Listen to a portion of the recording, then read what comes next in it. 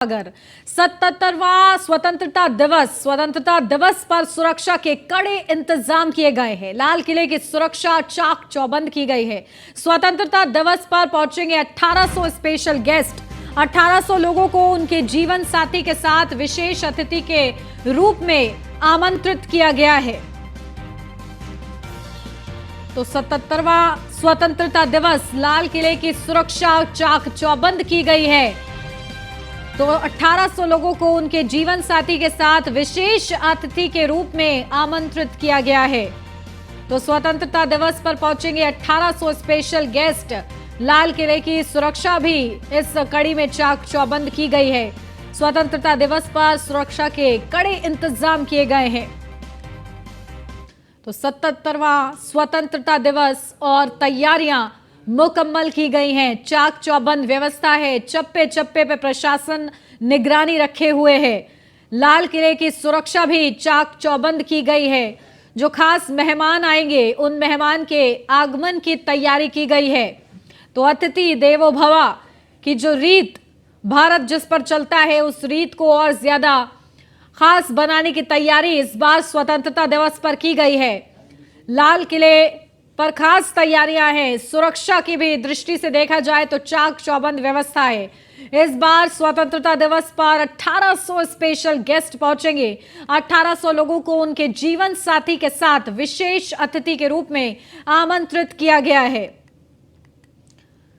तो उनके भव्य स्वागत की भी तैयारी है। और ये दिन हर देशवासी के लिए बेहद ही ज्यादा खास है, देश के लिए खास है। और ऐसे में जहां एक तरफ आजादी का जश्न मनाया जाएगा, तो वहीं सुरक्षा के लिहाज से अभी से तैयारियां मुकम्मल कर ली गई हैं। चप्पे चप्पे पर प्रशासन निगरानी रखे हुए है। तो हर तरफ तिरंगे के साथ इसे सजाया गया है। तिरंगा इस देश की आन बान और शान है। और इसमें तैयारियों को और ज्यादा चार चांद देने के लिए तिरंगा नजर आ रहा है। तो लाल किले पर तैयारियां जो हैं की जा रही हैं। और इसी के साथ साथ सुरक्षा के भी चाक चौबंद व्यवस्था की गई है। तो स्वतंत्रता दिवस पर 1800 स्पेशल गेस्ट पहुंचेंगे। 1800 लोगों को उनके जीवन साथी के साथ विशेष अतिथि के रूप में आमंत्रित किया गया है।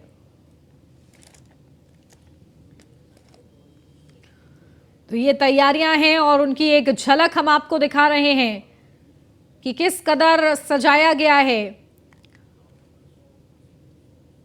और ये रौनक नजर आ रही है, लोगों में उत्साह नजर आ रहा है। स्वतंत्रता दिवस को लेकर तिरंगा नजर आ रहा है और देश स्वतंत्रता दिवस मनाने के लिए इंतजार कर रहा है और प्रशासन भी तैयारियों में जुटा हुआ है। अपडेट ले लेते हैं, हमारे संवाददाता पीयूष तिवारी हमारे साथ जुड़ गए हैं। पीयूष, क्या कुछ अपडेट? देखिए, लाल किले पर भव्य तैयारियां चल रही हैं। 1800 मेहमानों को आमंत्रित किया गया है, जोड़ों के साथ आएंगे। और ऐसे में क्या कुछ तैयारियां हैं, क्या तस्वीरें आप अपनी आंखों के आगे देख पा रहे हैं? बिल्कुल, हम इस वक्त लाल किला के सामने ही मौजूद हैं और आपको तस्वीरों में दिखाएं कि किस तरीके से यहाँ पे तैयारियां की जा रही है। तमाम सुरक्षा बल के जो जवान हैं उनकी तैनाती यहाँ पे की गई है। चूँकि ये पूरा जो कार्यक्रम है वो कहीं न कहीं अब की बार जो स्वतंत्रता दिवस मनाया जा रहा है वो G20 की थीम पर रखा गया है। और सबसे खास बात है कि इस बार जो आप CCTV कैमरे पर नज़र डालेंगे, इसके अलावा भी अन्य भी जो कैमरे लगाए गए हैं CCTV, वो पूरी तरीके से इजरायली सिस्टम से लैस होंगे। यानी कि जितने भी जो आतंकी हैं, जो संदिग्ध हैं, जो भारतीय एजेंसियों के कहीं ना कहीं सुरक्षा एजेंसियों के रडार पे हैं, उनकी तस्वीरें इस ऑपरेटिंग सिस्टम में फिट होगी। और कहीं ना कहीं जैसे ही अगर वो यहाँ पे आसपास या लाल किले के इर्द गिर्द या कैमरे में आते हैं तो निश्चित रूप से जो एजेंसियां हैं वो इसे पकड़ सकेंगी।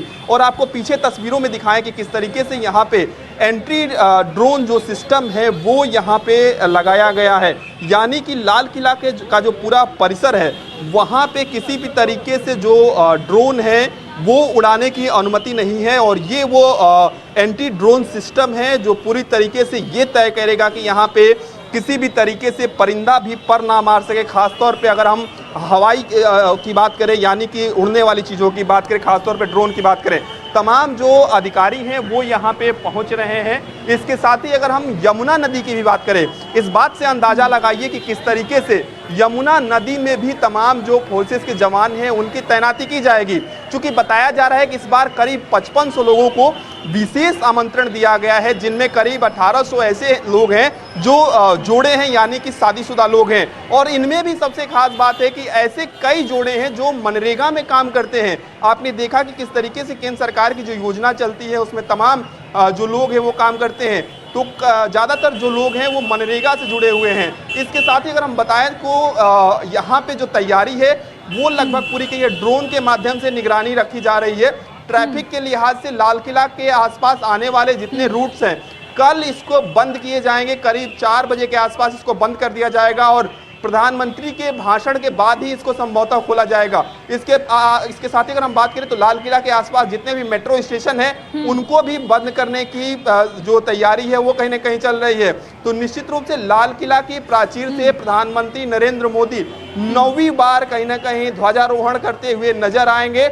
ऐतिहासिक दिन होगा, ऐतिहासिक पल होगा, ऐतिहासिक लम्हा होगा, क्योंकि पिछली बार आपने देखा कि जब प्रधानमंत्री लाल किला की प्राचीर से बोल रहे थे तो उन्होंने 5 प्रण लिए थे। सबसे खास बात है कि इस बार किसी भी तरीके से कोविड प्रोटोकॉल को फॉलो नहीं करना है, यानी किसी को भी गाइडलाइंस जारी नहीं हुआ है कि वो कोरोना नियमों को जो लागू किए गए थे पिछली बार आमतौर पे हमने देखा था उसको यहाँ पे लागू नहीं कराया गया है। तो सुरक्षा के लिहाज से परिंदा भी पर नहीं मार सकता है दिल्ली में। दिल्ली पुलिस के तमाम जो वरिष्ठ अधिकारी हैं वो लगातार पल पल की अपडेट ले रहे हैं। इसके साथ ही अगर हम आपको तस्वीरों में दिखाएं तो ये वो परिसर है जहां पे किसी भी तरीके से ये भी लिखा गया है कि लाल किला पर्यटकों के लिए 15 अगस्त तक बंद किया गया है, यानी कि जो पर्यटक यहां पे आते थे उनको भी यहां पे अंदर जाने की अनुमति नहीं है। तैयारियां अंतिम चरण में है, अंतिम दौर में है। इसके साथ ही अगर हम बात करें तो निश्चित रूप से ये दिन भारत के लिए ऐतिहासिक होता है। और सबसे खास बात है कि इस दिन जो नया संसद भवन जिन मजदूरों ने बनाया है, सैकड़ों मजदूरों ने नया संसद भवन बनाया है, उनको भी विशेष जो आमंत्रण है वो कहीं ना कहीं दिया गया है, वो भी यहाँ पे मौजूद रहेंगे। तो निश्चित रूप से 15 अगस्त के लिए पूरा भारत तैयार है।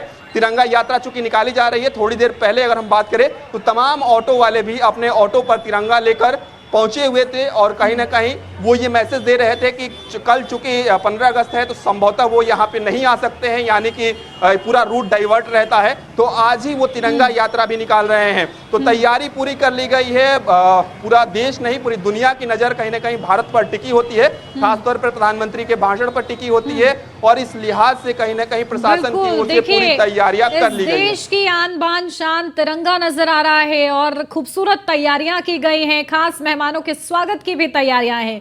ठीक है, बहुत शुक्रिया पीयूष आपका तमाम जानकारी के लिए। बढ़ते आगे, लखनऊ से अब खबर 1947 के बंटवारे के दर्द को आज बीजेपी याद करेगी। विभाजन की विभीषिका पर लखनऊ में कार्यक्रम आयोजित होगा। इंदिरा गांधी प्रतिष्ठान में कार्यक्रम होगा जहां सीएम योगी आदित्यनाथ इस कार्यक्रम में शामिल होंगे। तो आज 3 बजे विभाजन विभीषिका दिवस के कार्यक्रम में शामिल होंगे।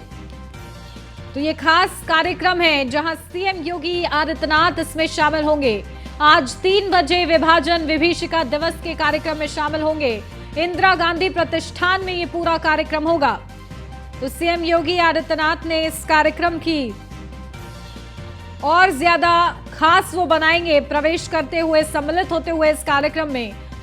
तो विभाजन की विभीषिका पर लखनऊ में कार्यक्रम आयोजित। आज बीजेपी इसे विभाजन विभीषिका दिवस के रूप में मना रही है। 1947 के बंटवारे के दर्द को आज बीजेपी याद कर रही है। आज का दिन अगर कहा जाए कि कठिन दिन रहा है सबसे ज्यादा, तो गलत नहीं होगा, क्योंकि इसी दिन कई लोग जिन्होंने परेशानियों का सामना किया, जो एक ही पल में अपने घरों से बेघर हो गए, विस्थापन का दंश उन्होंने झेला, आज उन लोगों के बलिदान को याद किया जा रहा है, उनको नमन किया जा रहा है। तो बंटवारे से जो दर्द उत्पन्न हुआ वो दर्द अभी भी कायम है, उस दर्द को कोई नहीं मिटा सकता। और बीजेपी इसीलिए आज विभाजन की विभीषिका दिवस के रूप में इस दिन को मनाने जा रही है। तो इंदिरा गांधी प्रतिष्ठान में कार्यक्रम का आयोजन होगा। सीएम योगी आदित्यनाथ इस कार्यक्रम में शामिल होंगे। आज 3 बजे का वक्त निर्धारित किया गया है। विभाजन विभीषिका दिवस मनाया जाएगा। तो तैयारियां मुकम्मल हैं बीजेपी की तरफ से इस पूरे कार्यक्रम के लिए। और आज के दिन को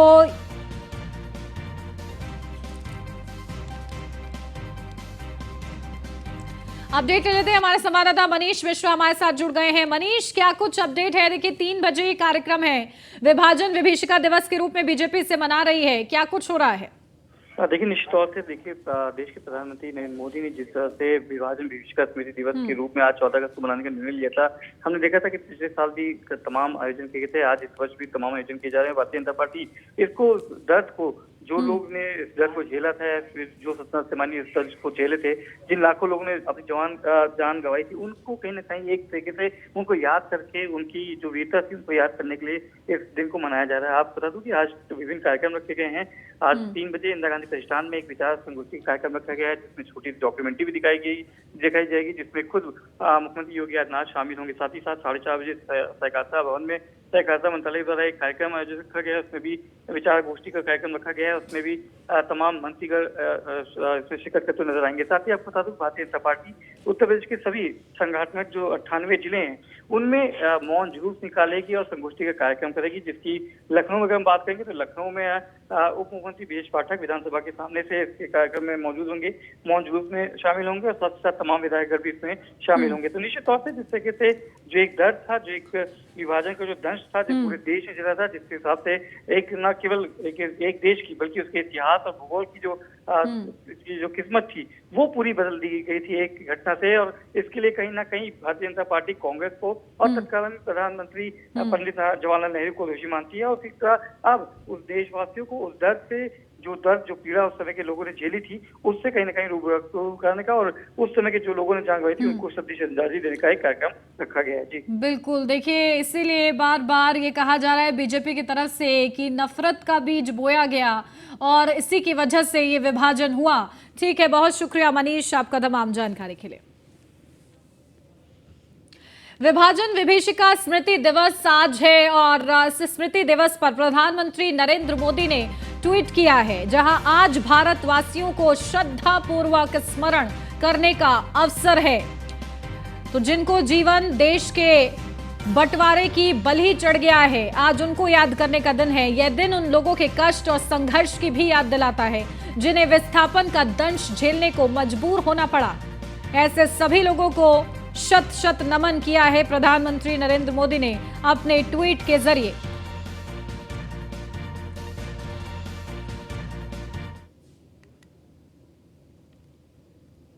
तो प्रधानमंत्री का ये ट्वीट कि विभाजन विभीषिका स्मृति दिवस उन भारतवासियों को श्रद्धापूर्वक स्मरण करने का अवसर है जिनका जीवन देश के बंटवारे की बलि चढ़ गया। इसके साथ ही यह दिन उन लोगों के कष्ट और संघर्ष की भी याद दिलाता है जिन्हें विस्थापन का दंश झेलने को मजबूर होना पड़ा। ऐसे सभी लोगों को मेरा शत शत नमन।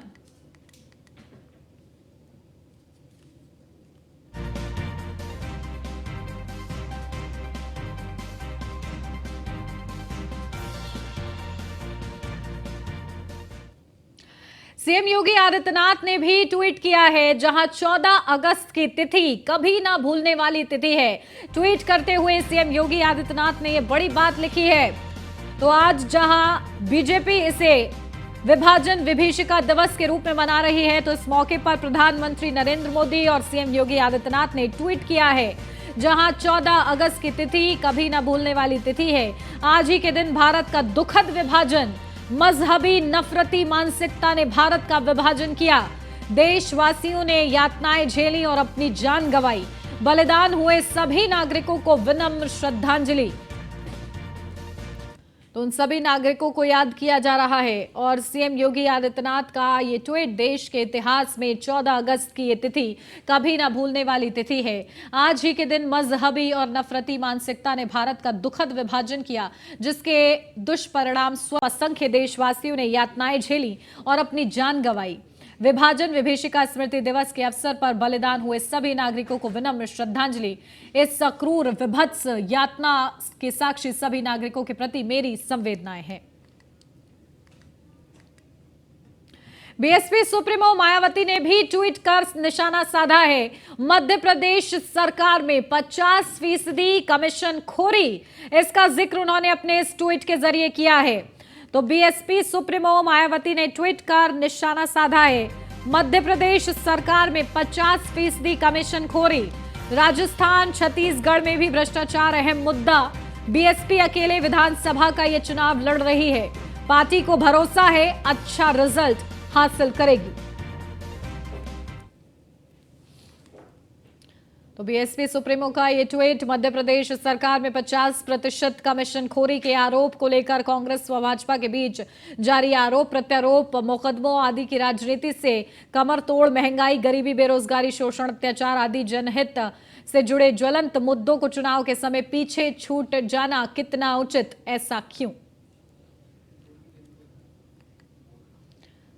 तो भाजपा शासित मध्य प्रदेश ही नहीं बल्कि कांग्रेस के राजस्थान व छत्तीसगढ़ में भी भ्रष्टाचार अहम मुद्दा, किंतु इनकी जन विरोधी नीतियां व विकास के हवाई दावों के कारण सर्व समाज के गरीबों, बेरोजगारों, किसानों, महिला, असुरक्षा आदि का ग्रस्त जीवन इन तीनों राज्यों में असली चुनावी मुद्दे।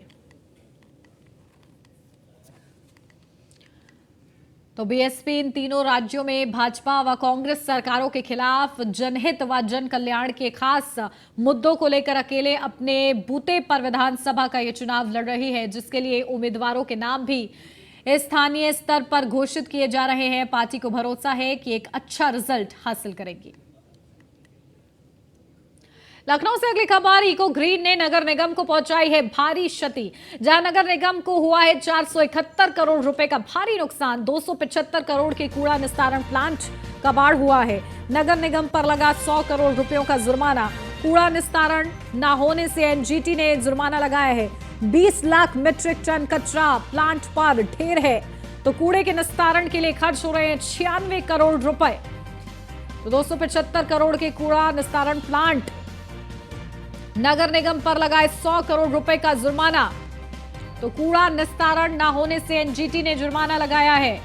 20 लाख मीट्रिक टन कचरा प्लांट पर ढेर है। तो कूड़े के निस्तारण के लिए खर्च हो रहे हैं 96 करोड़।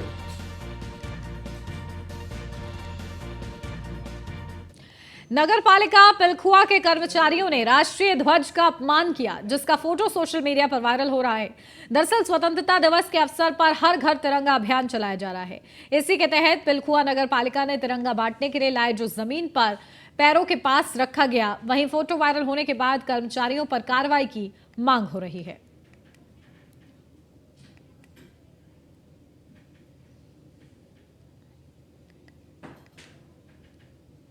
बिहार के किशनगंज में अमृत महोत्सव के अवसर पर मोटरसाइकिल तिरंगा यात्रा निकाली गई। बताया जा रहा है कि भगत सिंह युवा क्लब के सौजन्य से आयोजित तिरंगा यात्रा को बिहार विधान परिषद सदस्य डॉक्टर दिलीप कुमार जायसवाल ने झंडा दिखाकर रवाना किया, जो पूरे शहर का भ्रमण कर रईधासा मैदान में तिरंगा यात्रा का समापन किया गया। इस दौरान लोजपा रामविलास पार्टी के जिला अध्यक्ष हबीबुर रहमान सहित सैकड़ों भाजपा कार्यकर्ता मौजूद रहे। वहीं मौके पर विधान परिषद डॉक्टर दिलीप कुमार जायसवाल ने कहा कि देश के प्रधानमंत्री नरेंद्र मोदी के आह्वान पर अमृत महोत्सव के तहत तिरंगा यात्रा और हर घर तिरंगा कार्यक्रम किया जा रहा है, ताकि लोग गौरवान्वित महसूस करें। हिकमत उल्लाह खां एक ऐसा नाम जिसने देश की आजादी में अहम योगदान निभाया। उन्होंने देश में आपसी भाईचारे की मिसाल कायम की। आइए आपको दिखाते हैं हिकमत उल्लाह खान से जुड़ी ये खास रिपोर्ट। हिंदू मुस्लिम एकता की मिसाल, देश के लिए सब कुछ कर दिया कुर्बान। त्याग, शौर्य और साहस की मिसाल थे हिकमत उल्लाह खान। देश की आजादी में एक से बढ़कर एक योद्धा हुए, जिन्होंने आजादी के लिए अपना तन मन धन सब कुर्बान कर दिया। ऐसे ही एक योद्धा थे हिकमत उल्लाह। मुरादाबाद जिले में हिंदू मुस्लिम एकता के प्रतीक सबको साथ लेकर चलने वाले हिकमत उल्लाह की जिंदा दिली लोगों के लिए एक मिसाल थी, लेकिन देश के प्रति जुनून ऐसा कि ना तन की चिंता ना धन की, बस आंखों में एक ही ख्वाब कि देश को कैसे आजाद कराया जाए, बेड़ियों में जकड़ी भारत माता को कैसे स्वतंत्र करवाया जाए। साल था 1941 का। हिकमत उल्लाह ने लोगों में स्वतंत्रता की अलग जगाई। पूरे शहर को अंग्रेजों के खिलाफ पोस्टरों से पाट दिया था। इसके बाद शहर में हंगामे और तेज हो गए थे, तोड़फोड़ होने लगी। इशरतुल्लाह खान पिताजी मदरसा शाही में टीचर थे, उसमें ही पढ़ाते थे और उसी की निस्बत से जमीयत उलमा हिंद से जुड़े थे। उसी की निस्बत से देश की आज़ादी में उन्होंने हिस्सा लिया। ये स्वतंत्रता सलाम सेनानी थे और 1941 में वो जेल गए। फरवरी का महीना था 1941 में जेल गए और वो वहाँ मुरादाबाद जेल से ट्रांसफ़र हुआ बरेली जेल को और बरेली जेल से उनका ट्रांसफ़र हुआ चुनार मिर्ज़ापुर जेल जो थी जिला मिर्ज़ापुर में कैंप जेल। हिकमतुल्लाह खान ने गुप्त सभाओं से लोगों में स्वतंत्रता के प्रति उत्साह भरा। इसके बाद अंग्रेजों ने उन्हें गिरफ्तार करके जेल में डाल दिया। इसी दौरान उनकी बेटी बीमार पड़ गई। इलाज के अभाव में उनकी बेटी की मौत हो गई।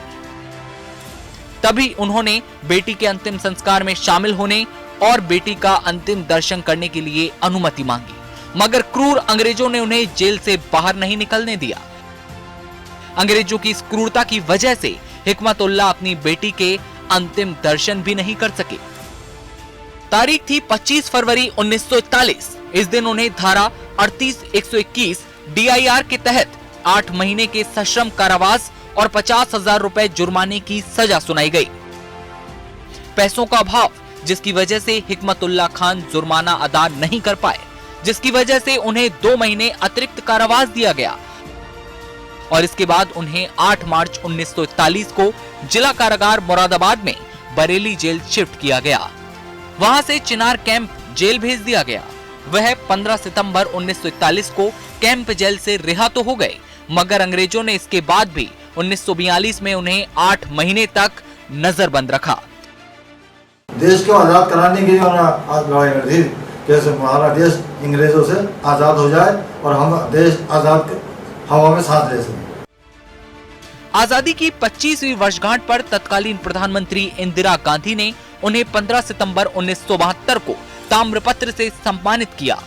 26 अक्टूबर 1985 को हिकमतुल्लाह खान का त्याग, तपस्या और आजादी के लिए कष्ट सहन करने के लिए शताब्दी समारोह में अभिनंदन भी किया गया। हिकमतुल्लाह खान ने न सिर्फ आजादी की लड़ाई में अहम योगदान निभाया, बल्कि साल 1971 में भारत पाक युद्ध के समय समाज में समरसता लाने के लिए उन्हें नागरिक सुरक्षा ने प्रशंसा पत्र प्रदान किया। देश और समाज के प्रति योगदान को देखते हुए नगर निगम ने उनकी याद में उनके घर के पास से चौमुखा पुल तक के मार्ग का नाम संग्राम सेनानी हिकमतुल्लाह खान रखा। कंपनी बाग स्थित शहीद स्मारक में लगी शिलापट्ट में भी हिकमतुल्लाह खान का नाम अंकित है। देश के लिए अपना सब कुछ झोंक देने वाला भारत माता का ये सपूत 22 नवंबर 1992 को चीर निद्रा में लीन हो गया। भारत माता के इस लाल पर देश के हर नागरिक को गुमान है। उनके त्याग और शौर्य को सत शत नमन है, प्रणाम है। मुरादाबाद से न्यूज़ 1 इंडिया के लिए फरहाना खान की रिपोर्ट। और इसी के साथ इस बुलेटिन में बस इतना ही। खबरों का सिलसिला आगे भी जारी रहेगा। आप बने रहिए न्यूज़ 1 इंडिया के साथ।